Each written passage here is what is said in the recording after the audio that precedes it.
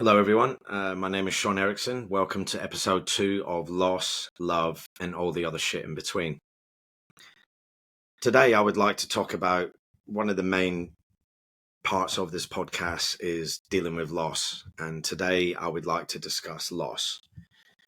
It's something that I feel really deep about, and it's something that's really close to my heart because of the amount of loss that I've gone through. And we all go through this at some point in our life. It's part of the circle of life. Now, I know I'm not the only person in life that's dealt with this, but everybody's built differently. We're all wired differently. So therefore, each person deals with loss in their own way. Now, this is my therapy session. I feel that this podcast is a way for me to get everything off my chest and to speak my truth. And hopefully, in turn, it can help somebody else that's dealing with loss. Or if somebody they love really deeply is going through some illnesses and there is a fear that they may lose their life, hopefully me speaking about it will make them feel that they're not alone and that there is people out there that can help. Now, one of the main losses that I went through in life was losing my dear mother. She was the matriarch of the family, single parent with 4 kids. And when our mother passed away, when she died, we didn't really know how to deal with it. It was something that wasn't instilled at a young age. So no matter how old you get, losing a mother, it's never easy to deal with. And for me, she was my everything. So I just wanted to speak about it today in more depth, and so I can highlight what has made me get through all the adversity that I've gone through in life. Now, I remember like it was yesterday. It was a Friday, June the 25th. I had just taken my medication. I was just about to go to bed. I had to be up early in the morning. So I had a massive migraine that day. So I took double dosage of my medication. So I was very drowsy, very tired. And my phone rang as I was going to bed at 10:30 at night. Now, for me, if somebody calls at that time of night, you know something's wrong.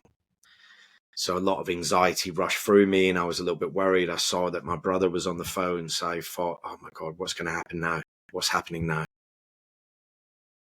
And my brother came on the phone and he said, bruv, you need to come pick me up.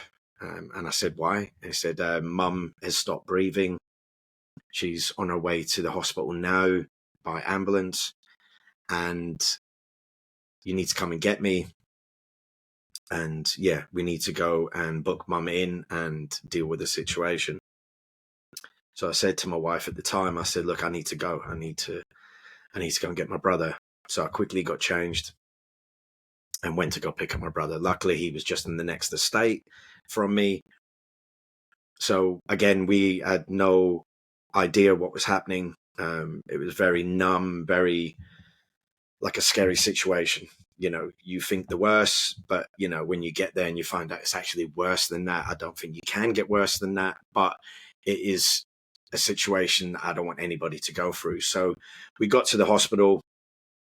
My brother went into reception at Milton Keynes General at the emergency ward, and he was booking my mum in and giving over her details. I was told by my brother to wait outside and wait for the ambulance. The ambulance pulled up, and I remember they opened up the back doors and they were wheeling my mother out. And there was blood all over her face, coming out of every orifice, and it was very scary. It was like a horror movie. I asked the ambulance driver, what is going on? What the fuck is going on with my mum? And he then proceeded to tell me that that your mum's poorly. She doesn't feel well.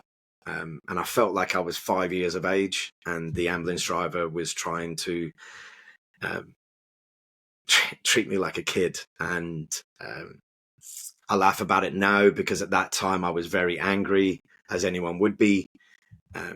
But, you know, looking back at it now, yeah, I kind of get why he did it. He wasn't able to diagnose it. He doesn't want to give me the wrong information. So they wheeled my mother through. I went in and grabbed my brother, and then we had to wait in the corridor. We could see that my mum was in the surgery room, and they were busy working on our mother. And we were discussing it, and we didn't quite know exactly what was going on, and nobody was coming out to see us. So yeah, we were at the point where we were just like, trying to guess and work it out. So long story short is the doctor came through, and he told us that our mother has a brain aneurysm that has hemorrhaged, hence the blood. And there's two options. We can stop now and your mother dies, or we send your mother to John Radcliffe in Oxford. So obviously we went for the second option, and they said the ambulance is going to take her through. It's going to take anything up to an hour to get her there. So I recommend that you go and get your other family members and go directly through to John Radcliffe. Now, at that time, it was about midnight already, and both my other brother, and my sister were at the other side of Milton Keynes. So we had to go drive and collect them. So I got to my brother's house, and my little brother had locked himself in the bathroom, and he wasn't coming out. So my other brother waited in the car. I went inside to try and get my brother out of the bathroom. I couldn't get it. His dog, a American pit bull, I think it was, attacked me because I was booting the door down. And I eventually booted the door open, and my brother was there, and I had to basically drag him out and get him into the car. So he was crying. He was saying to me, "Bruv, please tell me, she's gonna live." And I said, "Bruv, we need to go now." So put my brother in the car. We went and picked my sister up. We obviously went out to give our sister a cuddle. She was younger. She's a lot younger than me. So obviously I wanted to make sure she was okay. And that journey to Oxford was an absolute nightmare. Everyone crying. We got to the hospital, and we were told that there was a 95% chance that our mother was not going to make it through surgery, and that we should get ready for them telling us that she's going to die. So we were in a private room. We were crying. I was there for my sister. She was leaning up against me. I was cuddling my sister. And at that time, it was like 2 a.m. And we had to comfort each other. Both my brothers fell asleep. My sister fell asleep. And I just sat there cuddling my sister,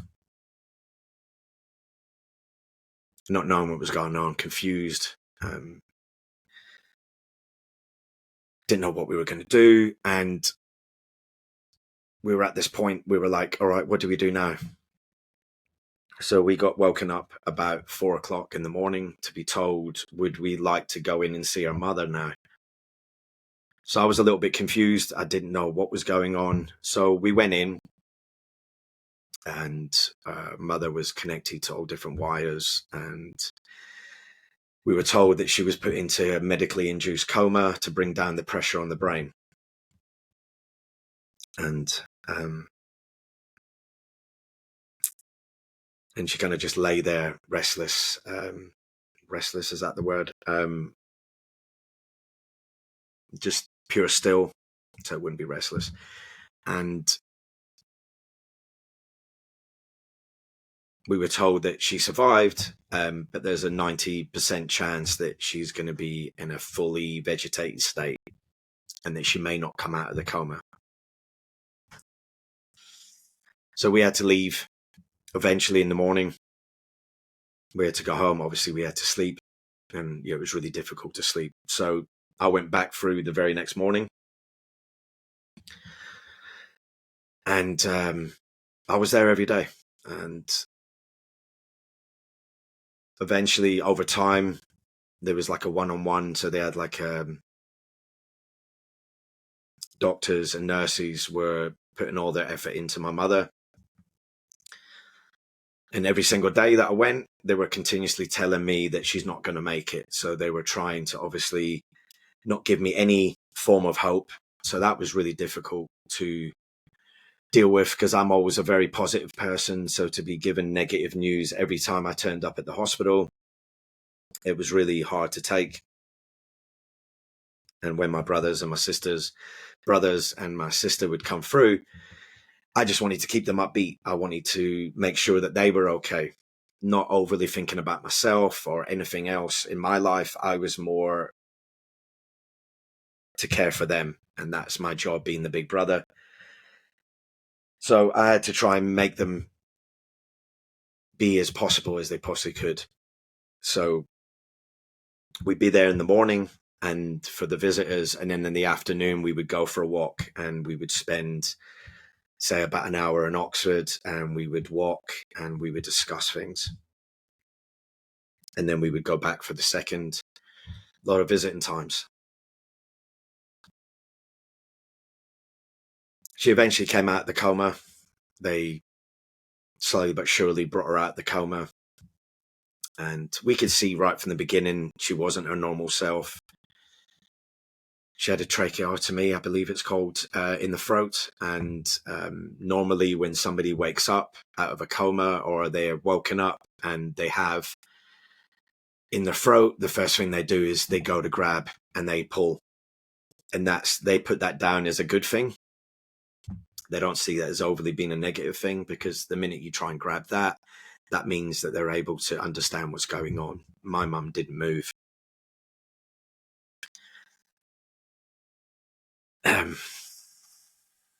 Now, her eyes were continuously moving. She was looking at you, and she couldn't talk, and she couldn't move. The people that knew my mother knew that, she was very outspoken. She would tell you how it is. She knew everything. She was very educated in medicine, religion, media, and just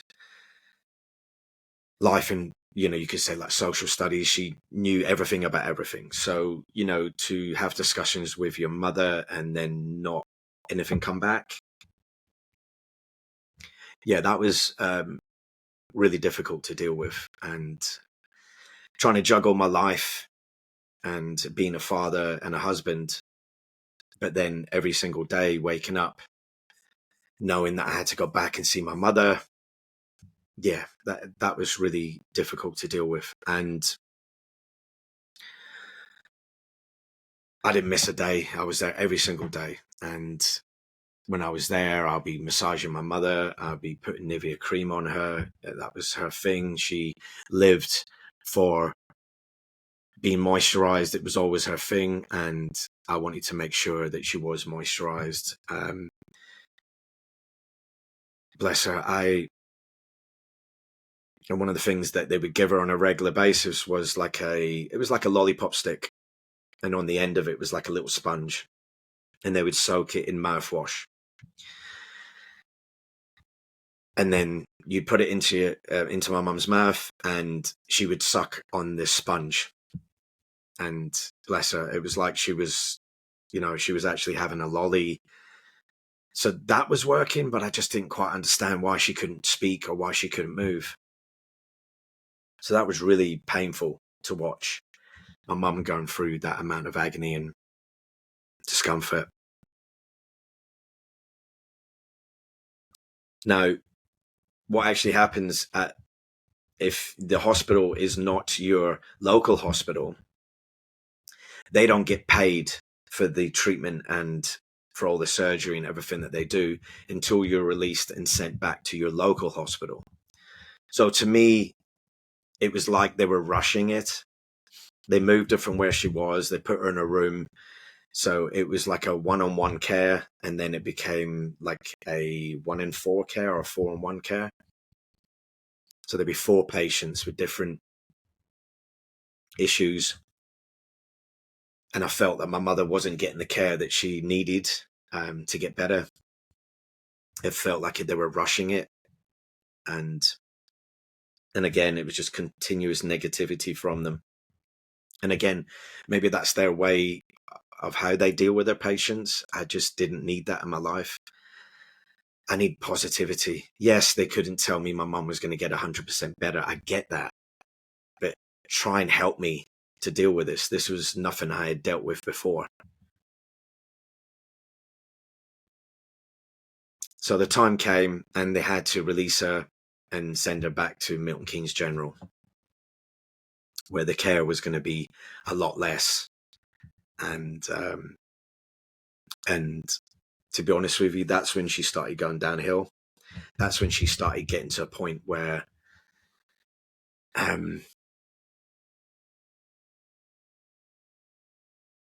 she kept choking, and I had to keep screaming for a nurse to come and help her because she was choking on her own phlegm.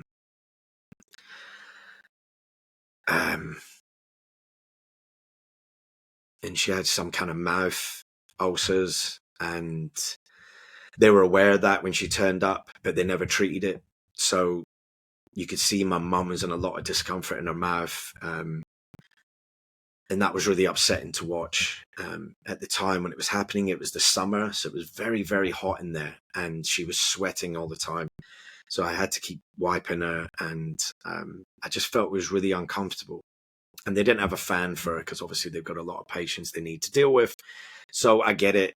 You know, they're not going to be able to give that one-on-one care unless you're in private medication or private care, and you're paying, I don't know how much you would pay for that kind of stuff, but yeah, it'd be very expensive. And then you would get the better treatment. So no disrespect to the nurses there, you know, they work really hard, and I don't discredit them for anything they did. But at that time, it was really painful to watch and see because it was my mother. My mother then, by going downhill, she went into cardiac arrest. And they brought her back. And when they brought her back, with all the machines, the amount of pain that she must have been going through because she was on morphine. The doctor had said to me, look, Sean, you need to make a decision. We don't think it's fair on your mother by keeping her this way. And we believe that if she does go back down again, I recommend that we leave her under. So as discussed on episode 1, me and my brother had to make the decision.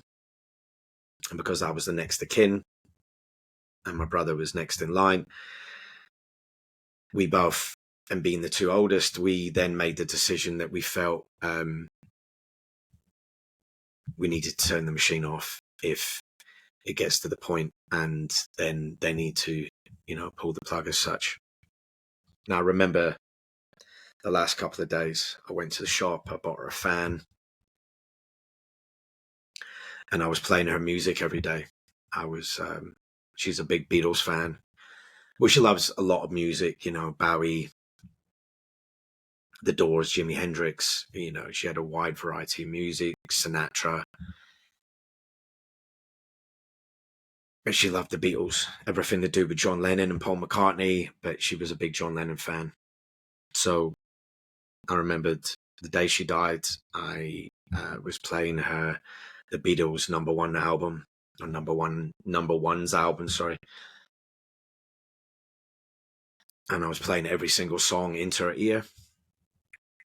And you could tell that she could hear it. She kept smiling.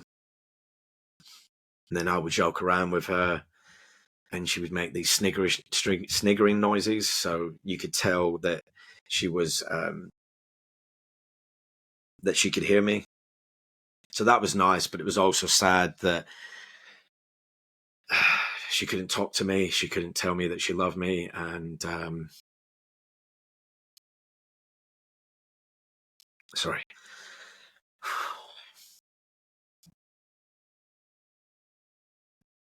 And it was, yeah, really, really tough. And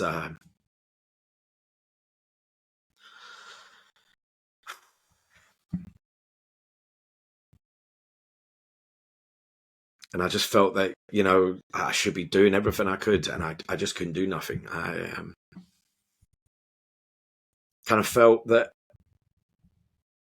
I wish I could take the pain away from her. I wish I could take her place, because I would have taken her place. I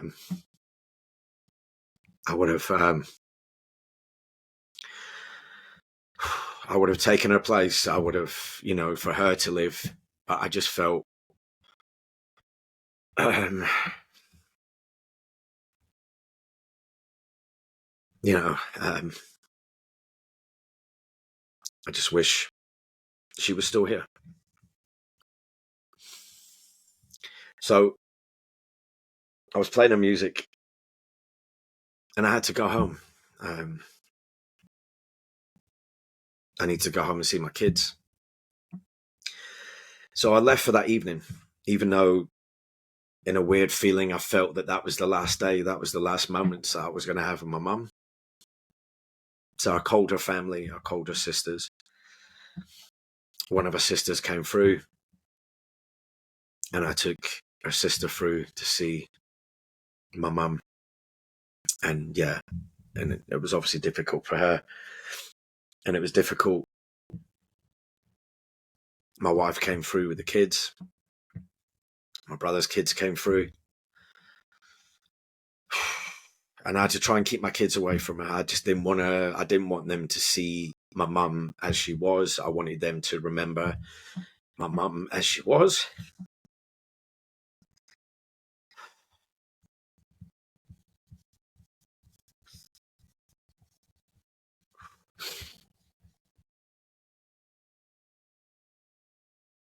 And yeah, my kids were crying, and I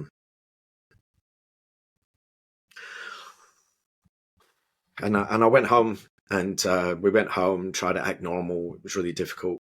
Both my brothers went through, and I was feeling really, really down. And I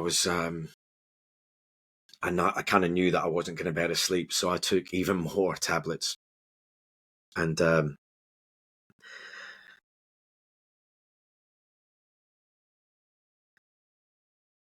And I got the phone call about 2:30 in the morning, I think it was, from my brothers telling me that mum's not feeling too great, and they don't know if she's going to make it. So my brother was able to get hold of a priest at that time of the morning, and the Catholic priest went to say his last rites to my mum, or my mother's last rites.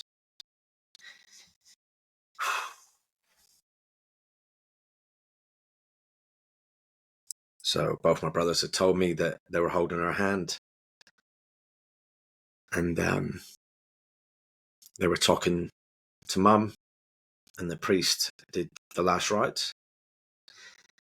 And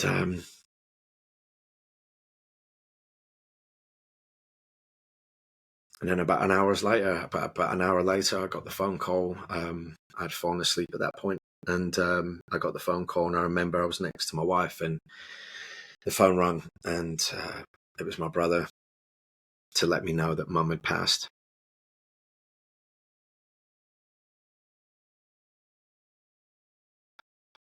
And I just lay there in the darkness. I didn't know what to do or what to say, and my wife cuddled up to me and told me that she was sorry. And yeah, it's a moment I'll never ever forget. And then you have that element of guilt, because I should have been there, but I was there every single day. And the one night that I'm not there, mum died. And yeah,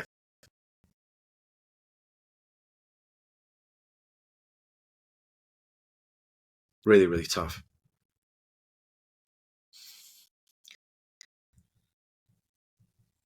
Yeah, so we all took it at different points. We took what we took from it, and we all tried to help each other. You know, I buried myself back into work.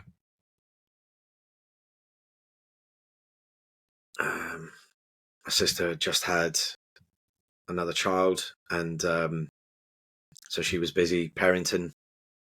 And for me, yeah, I just worked every day.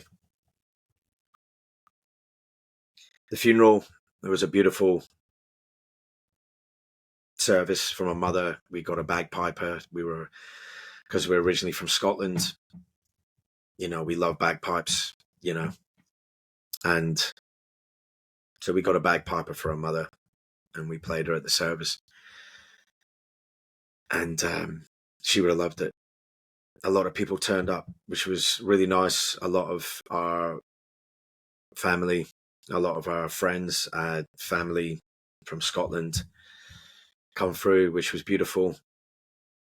My mum would be so happy that that happened. And then we had a lot of friends that came through to support me and my siblings, which was really nice. So thank you to all them people that did turn up for my mum's service.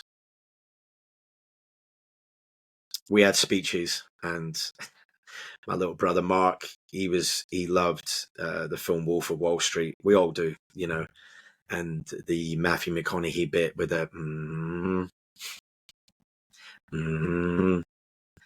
we loved that. And so for some reason, my brother wanted to do that when he got up on stage.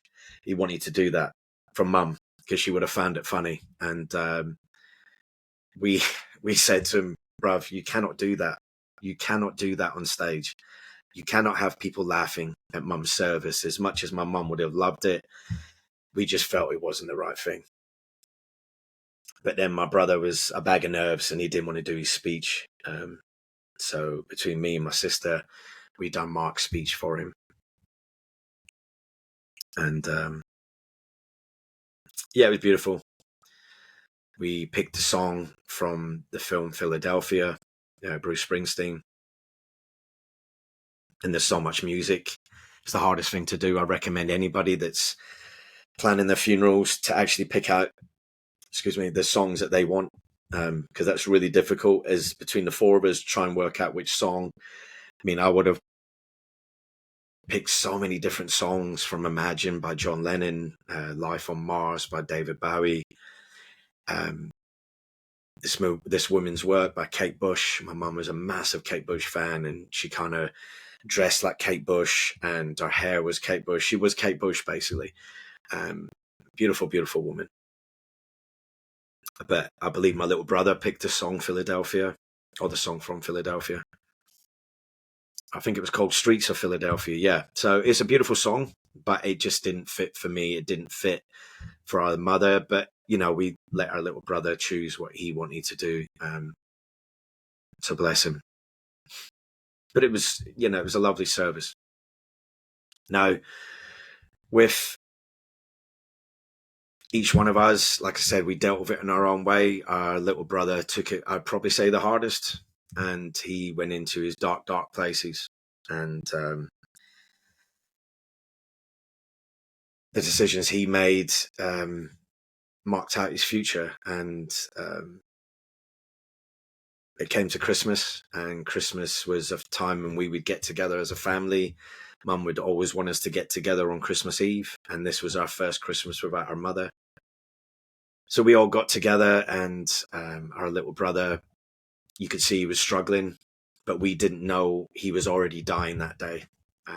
We didn't know that he was already dying inside, and there was nothing we could do, but we didn't know at that time.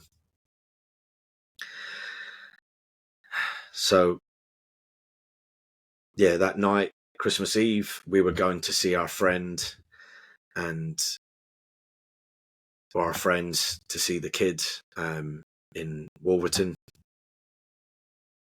So, or New Bradwell or Wolverton. So we can drop off some Christmas presents. So I told my little brother to come with, and he didn't want to go to somebody else's house. He just wanted to come straight home with me. And I said to him, look, bruv, I can. We've got a commitment. We've got to drop some presents off, but we won't be long. You can stay in the car. No, bruv, I'll stay.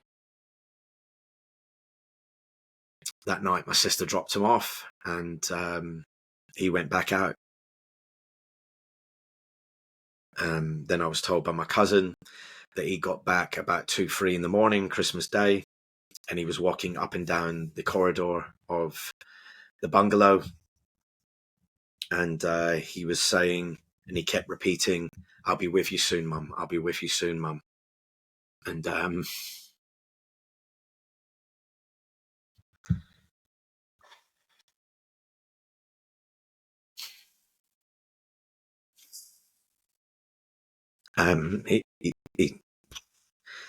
he didn't wake up.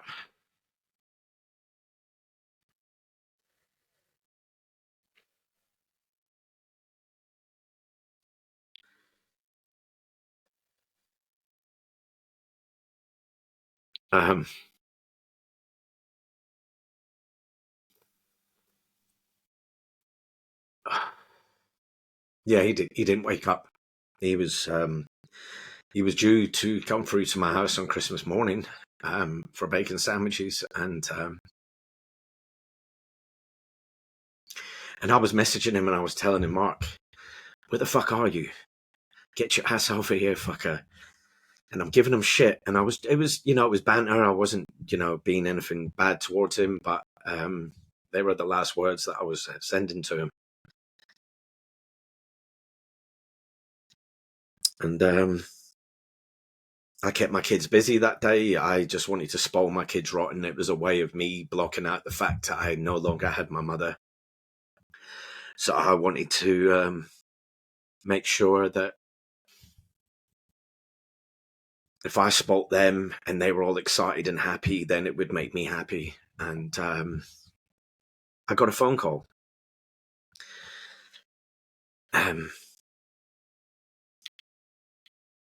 Getting told that the police had got in contact, that my brother was found dead at 10:30 on Christmas morning, and he had basically drowned in his own fluids, and his throat had swelled right up, and he basically drowned.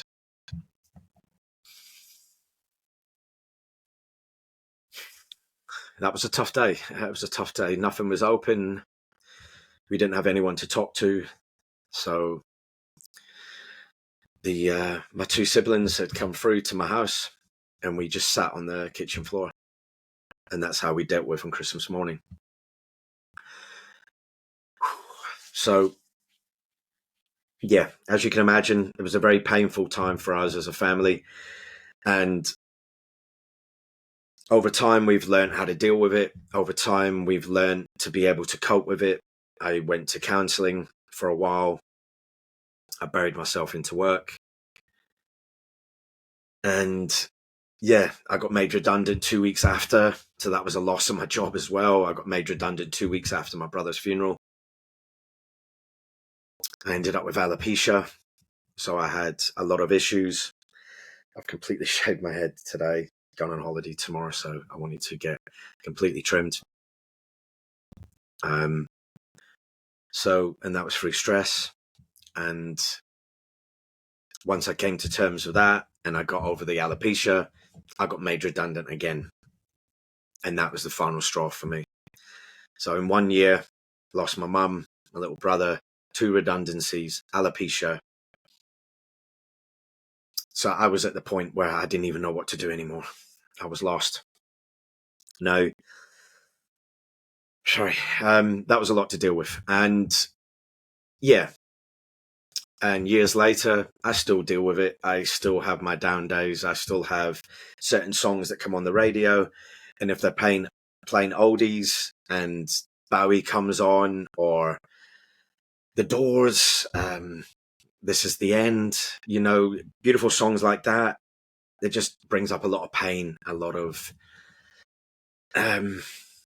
painful memories. And I'll always say, hey, Mum, and I'll have a discussion with her.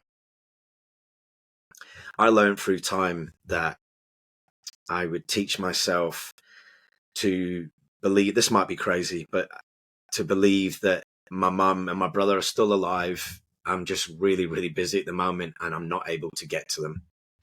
And that's how I dealt with it, because I lived in South Africa for 9 years. And in them 9 years, I didn't see my family. I spoke to them on the phone, but I didn't see them. Only once I came back from my nan's funeral that I got to see my family during that ordeal, bad time as well. And so I kind of learned to deal with that in that way.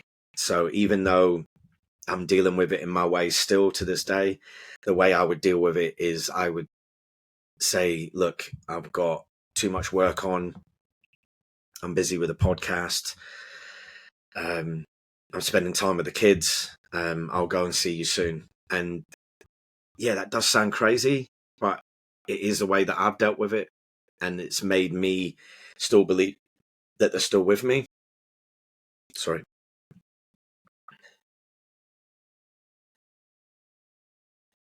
And it's just the way that I've dealt with it over time. So everyone deals with it in their own way. That's how I've dealt with it. Now, hopefully that's came through okay. But these are the memories that I remember. And I remember like yesterday, even the days that the day that I had to go in to see my mother's lifeless body. That was a vision that I can never get out of my head. I close my eyes. Sometimes I can still see her lying there in the casket.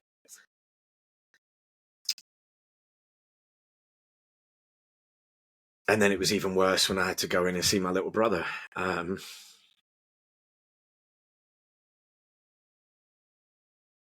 My brother was a big Newcastle fan. So my brother George would bottom the new Newcastle shirt.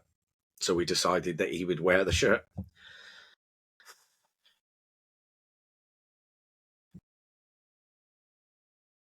And because they didn't know exactly what had happened to him, it took almost a year for us to go to the crematorium courts for them to tell us exactly how he died.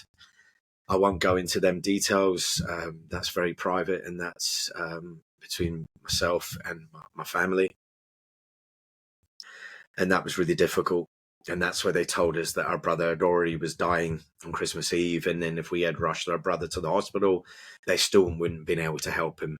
He would have died anyway. So if my brother had gone home with me that night, my brother would have died in my house. And I'm not saying I wouldn't want that to happen. But if I can imagine one of my kids waking up and finding my brother, that would be a scar that they would take with them for the rest of their lives. And no disrespect to my brother, I wouldn't want my kids to go through that. I think it was painful enough for them anyway. And for my son to be, I don't know if you call that a pallbearer, but he was in the limo with us because he's the oldest, and he was, we wanted him to carry our brother. He was very fond of my son and for my kids. And I know deep down my son didn't really want to, and I think he did it out of respect. And I was so proud of him that day. But I think maybe I was wrong to ask my son. But we got a bagpiper again. And we pulled up at Newport Pagnell, and we got out the limo, and the bagpiper was just in front. And we walked behind the bagpiper, and it was so beautiful. And I know our mum was with us. And then we had to lower our brother into the ground. And my sister was really struggling with it. She was struggling to stand up. So I had to kind of hold my sister. And we had to lower our brother. So that was really hard to take as well. And that's something that I'll never...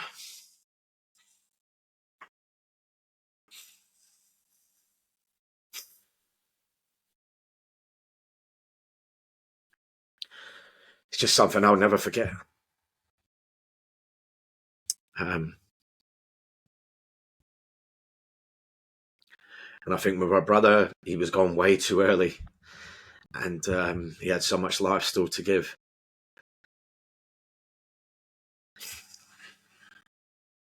But with our mother, she had 4 amazing kids who went on to then have, I've kind of lost count now, but I think it's around about 14. It might even be 15 grandkids now. And at this moment in time, 1 great grandchild. So my mum had a lot of grandkids. So she had, a fruitful life as such. I know she had a lot of illnesses, and she had a lot of painful things that happened in her life. But one thing she was really proud of was being a mother, and she had 4 amazing kids. And I'm very proud of my siblings and, my beautiful sister, my 2 brothers, amazing, amazing men. And I'm very honored to be their big brother. And I wish I could have done more. I wish I could have taken the pain away.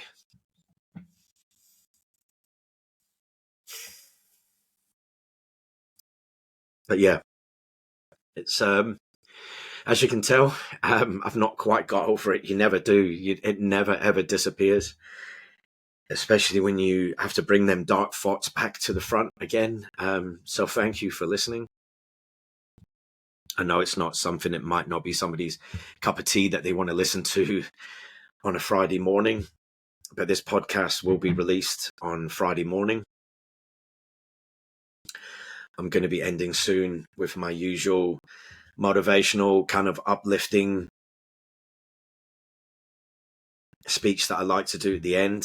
So it will be the end. I've been told I need to end it as that and just end it. Do not go back in and do more conversation. But I'm a talker, so I could talk forever. But I've obviously got to try and keep it around about the 45 minutes. I don't want people to lose interest, but I want people to kind of understand what I go through. Now, I went to counseling. Counseling did me well, but I just felt over time they were pushing me away because it was free. And again, if you pay for private care, they will do everything they can to help you. But when it's through the NHS, granted, they've got a lot of people to see, a lot of people to deal with. They start missing appointments. They start delaying it by a couple of weeks. Some people can't even get an appointment nowadays. So a lot of people need help. So guys, if you're needing somebody to vent with, and I've said this on my podcast and the couple of follow-ups and the memoriam I did for my brother at the weekend, video that I did for my little brother while in Birmingham watching the Aston Villa Newcastle game for my little brother. Guys, if you need help, and again, I'm no doctor, I'm no psychiatrist, I'm no specialist. If you come to me, discuss it with me, I will gladly help you in any which way or any form. If I can do it personally, I will get you the help that you need. That I guarantee you. I will do everything in my power to help you. I am a very good listener. I'm dealing with this on a regular basis. It's been a few years now, but through the help with my kids and a few selected friends and a couple of family members that did help me through it, I can get you the help. There's a few organizations that I've already discussed in my first podcast, and I'll say it again, strongman.org.uk. They will help you through bereavement. That's for men, but they will point you in the right direction for all you females as well. They will not push you away. That I guarantee. You got the Man's Cave, exactly the same. Great organization that helps people. They've got a strong community of people that help each other. Okay, that's what you need. You need a strong bond around you. These people have gone through it and they can direct you and help you. And they also have a sister company that works with women. I will put the details down below as well. Guys, there's a lot of people that can help, and I really need you to step forward. I need you to discuss with your lovely family, your friends. If you do not have any friends or any loved ones available for you, again, speak to me. Let's become friends. Okay, I'm all about friendships. I'm all about building these bonds. If you want to discuss things with me and you feel comfortable talking to me, I'm more than welcome to help you in any which way I can, point you in the right direction, and I'll be there for you. So, guys, this will be released on Friday the 25th at 9 a.m. on YouTube and 5 a.m. on Spotify. So by the time you're listening to this or watching, it'll already be released. I'll be in Greece. I'm going to Greece on Thursday, going to Kefalonia. We'll be doing a few travel videos, vlogs of my journey while in Greece to the Melisani Caves, sorry, and a few of the other tourist attractions. So I want you guys to see what it's like, the beautiful beaches. And I'll be doing a podcast there. And the podcast that I'm going to be doing, I'm going to cover the element of love and what it means to me, and what I've done to get to the stage where I am and where I feel I need to be. So that'll be the next podcast. Guys, I'll leave it at that. I'm going to end with what I like to do and discuss something that I put together. So I hope you enjoy it. So thank you for watching, and here we go. Okay. When you lose someone you love deeply, it's like the world splits in two. There's the world before, when they were here, and there's everything after. And nothing feels quite the same, does it? Some days it feels like you're doing okay. Other days it hits you out of nowhere, like a gut punch. A memory, a laugh, something you wish you could tell them, and suddenly the weight is back. But here's the thing. You're still here, breathing, waking up, trying. That's strength. Not the kind you show off, but the quiet, stubborn kind that refuses to give up. That says, I don't know how I'm going to do this, but I will. You don't have to have it all figured out. You don't have to be over it. You have to keep showing up, one moment at a time. Grief isn't a straight line, it's a loop. A wave, a mess sometimes. But healing doesn't mean forgetting. It means remembering with love instead of only pain. It means carrying them forward with you, not in the past, but in how you live now. So take your time, feel what you feel, and know this. You're not broken, you're becoming, and they be proud of how far you've come. You're not alone. Know your strength and know that we love you. Thank you.